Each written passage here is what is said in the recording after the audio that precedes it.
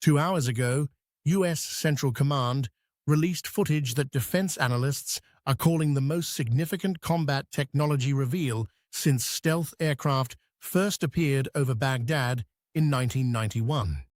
A U.S. Navy destroyer operating in the Arabian Sea fired a directed energy laser weapon, the Helios system, at an incoming Iranian Shahed drone. The drone did not explode. It did not spiral into the sea. It simply stopped functioning mid-flight and fell. No missile, no shrapnel, no sound. Just a beam of concentrated energy and silence. Washington believed this moment would end the debate, that it would signal to Tehran and to every military planner watching from Moscow to Beijing that America had crossed a threshold in warfare that could not be matched. The drone swarm strategy that Iran had spent years perfecting, flooding air defense systems with cheap, mass-produced one-way attack aircraft to exhaust expensive interceptor stockpiles, had just met its technological answer. But Iran had been preparing for exactly this moment. And what Tehran did next left the Pentagon scrambling for a response that directed energy physics simply cannot provide. Operation Epic Fury began at 1:15 a.m. Eastern Standard Time on February 28, 2026.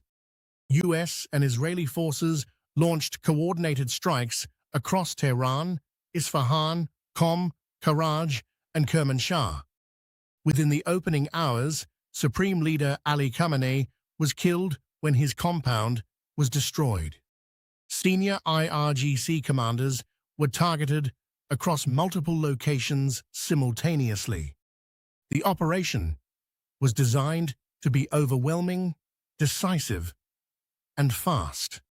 The Helios laser system, high-energy laser, with integrated optical dazzler and surveillance, was part of that calculus. Mounted on Arleigh Burke-class destroyers, including the USS Spruance, it fires a steerable beam capable of burning through drone frames, disabling onboard electronics, and blinding sensor systems at ranges exceeding several kilometers. Cost per engagement, measured in dollars, not millions. Magazine depth, unlimited, constrained only by the ship's electrical power. The Navy confirmed in February that Helios had successfully destroyed 4 drones during testing. Now it was being tested in something far less controlled. Within the first 72 hours, U.S. forces struck approximately 1,700 targets. More than 200 Iranian ballistic missile launches, roughly half of Tehran's total stockpile, were destroyed. Space Force satellites using infrared sensors were tracking Iranian launches within seconds of ignition. Defense Secretary Pete Hegseth stood at the Pentagon podium and said America was winning decisively, devastatingly, and definitively. He was not wrong about the numbers. He was premature about the conclusion. Iran had spent years studying Helios. Not to match it, matching it was beyond Iran's current industrial capacity, but to exploit the specific physics that make high-energy lasers both extraordinary and exploitable under the right conditions. The first counter was thermal bloom. High-energy laser beams generate significant heat at the emission point. In humid maritime air over the Arabian Gulf, that heat creates atmospheric distortion that degrades beam coherence over distance. Iranian engineers produced a modified Shahed variant with a reflective upper surface, not to deflect the laser harmlessly, but to scatter enough energy to survive the engagement envelope at maximum range. Pentagon sources confirmed to Reuters that several modified drones successfully penetrated the defensive perimeter of Helios-equipped vessels during the second wave of Iranian strikes. The second counter was saturation arithmetic. Helios engages targets sequentially. It must dwell on each target long enough to transfer lethal energy. Iran calculated the dwell time, calculated the engagement cycle, and began deploying synchronized swarms of 50 to 70 drones timed to arrive within a single 90-second window. A laser that can kill one drone every 8 seconds cannot stop 60 drones arriving simultaneously. The math requires no advanced degree to follow. Iran followed it precisely. But this is where it gets serious. The third counter targeted the infrastructure behind the weapon, not the weapon itself. Satellite imagery from key U.S. military installations across the Arabian Peninsula showed Iran systematically striking THAAD radar arrays, the detection systems that feed targeting data to every air defense layer in theater, including Helios. Destroy the sensors and even the most advanced weapon fires without guidance. Several radar installations sustained damage in coordinated strikes during Day 5 of the operation. The fourth counter was the one that made the room go silent. Iran launched drone attacks on an Amazon Web Services data center in Bahrain, citing it as direct military and intelligence infrastructure supporting U.S. operations. 2 additional facilities in the UAE were struck. All 3 went offline. Republican senators from technology-dependent states demanded emergency briefings. The Business Roundtable issued a statement. The Chamber of Commerce, which had said nothing for 5 days, suddenly had a great deal to say. The economic pressure building around Operation Epic Fury was never included in the Pentagon's public briefings. It should have been. Iran effectively closed the Strait of Hormuz on Day 3.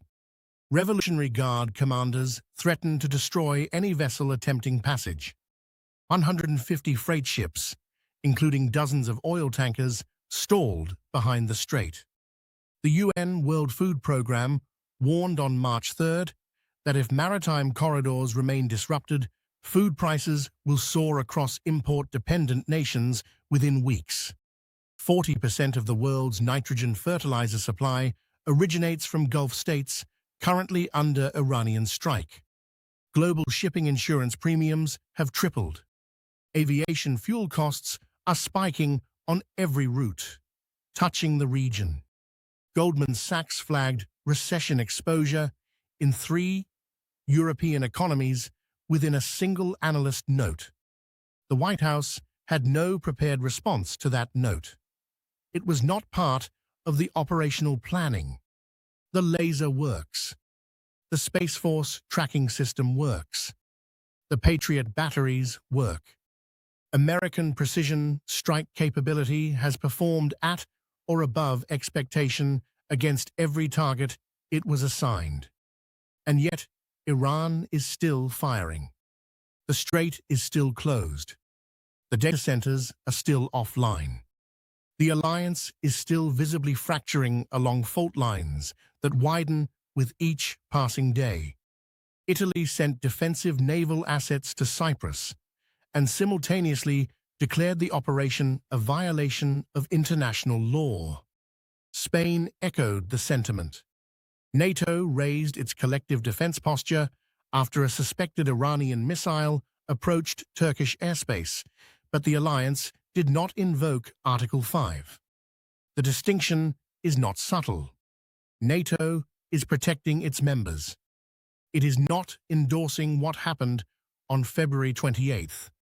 The Senate defeated a War Powers Resolution 47 to 53.